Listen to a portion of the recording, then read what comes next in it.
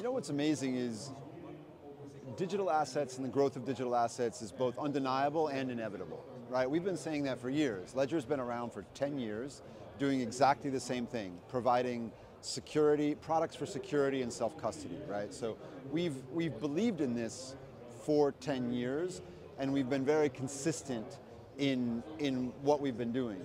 The interesting thing to me, and I find it somewhat surprising given how much time is on the clock, there are very few places where it is actually safe to keep your digital assets, right? With digital assets, there's only two reasonable places to keep your digital assets. One would be a trusted custodian, and I challenge you to name 5 that you actually trust. And as we know from the last cycle, there are sometimes people that you trust, whether that's an FTX or an SVB, that become less trusted or untrusted.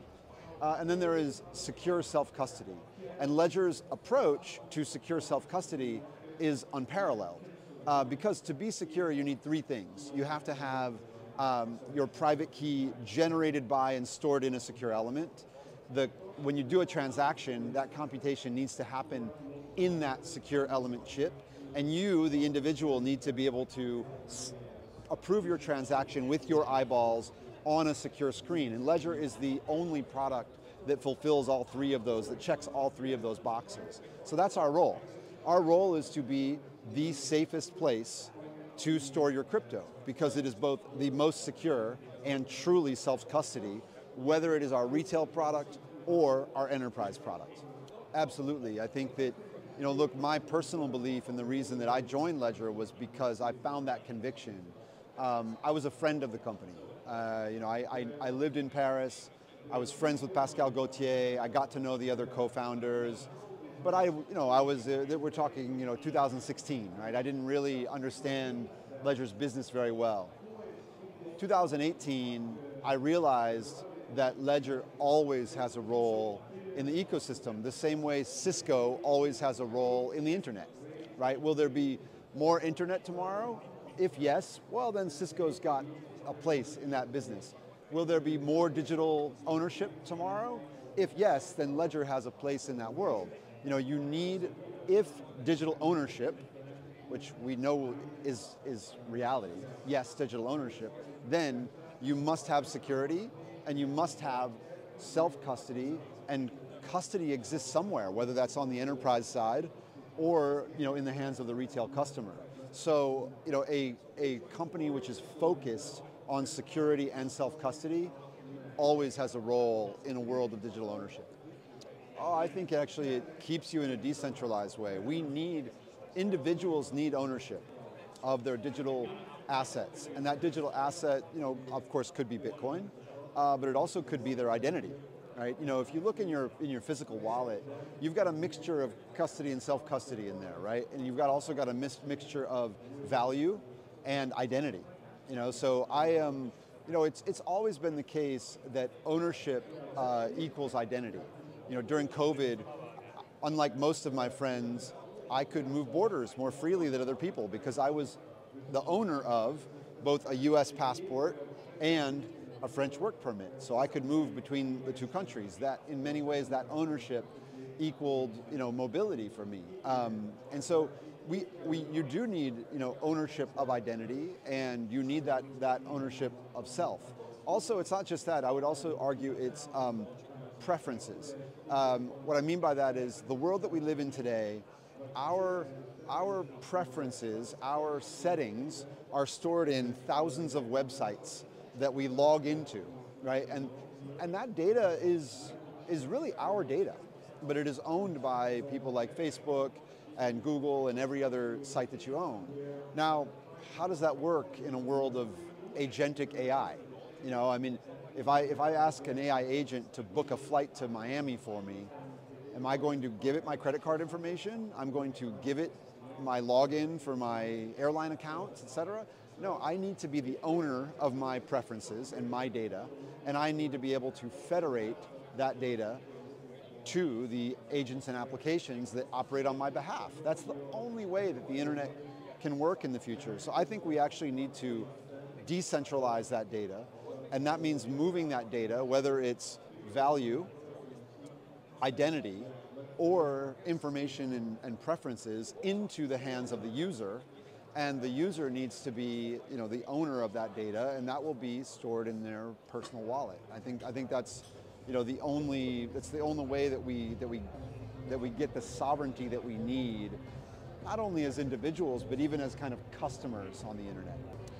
So Ledger has the best security experts on the planet. You can listen to a podcast from our CTO, Charles Guillemet, where he goes into detail on the impact of quantum computing on cryptography and what that might mean for Ledger. So he's actually a better spokesperson on that than I am.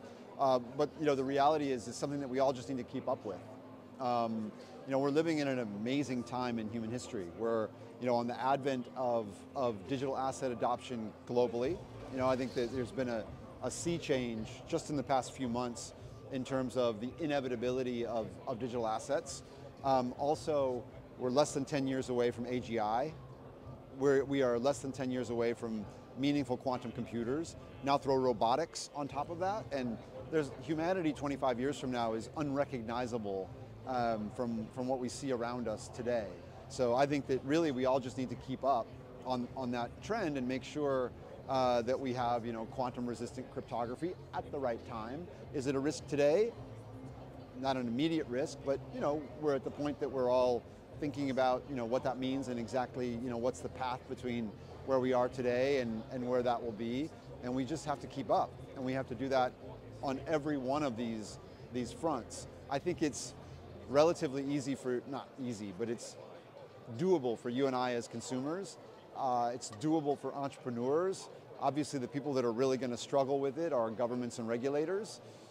So it's going to keep things super interesting. But thankfully, we have people like the security team at Ledger to help us stay in front of it. Well, I think remember that our main goal is security and self-custody. So what we need to deliver in all of those contexts, whether it's to the state that's adopting Bitcoin or to the individual that is adopting Bitcoin and living their lives, what we need to deliver to them is security and self-custody, and then the ability for them to do what it is they need to do with their assets. So if you're looking at a state, self-custody is important. If you're a state who's adopting a strategic Bitcoin reserve, where do you put that? Do you put that, you add to the kind of concentration risk of having all of that with one big custodian? No, you should use Ledger Enterprise so that you, the enterprise, have self-custody at an enterprise level. Also, Ledger Enterprise TradeLink gives them the ability to trade off exchange, right? So if you need to do things with your assets, you can do it in a safe and secure and self-custody way. For the individual, you're asking a question really about the future and the future user and how does a user really use crypto in their lives. I see this as, a 21-year-old tomorrow won't have a bank account and will never have a bank account. They'll have a ledger, their paycheck will go into their ledger, it will automatically get split into spending and saving. Spending will be a stable coin and saving will be Bitcoin.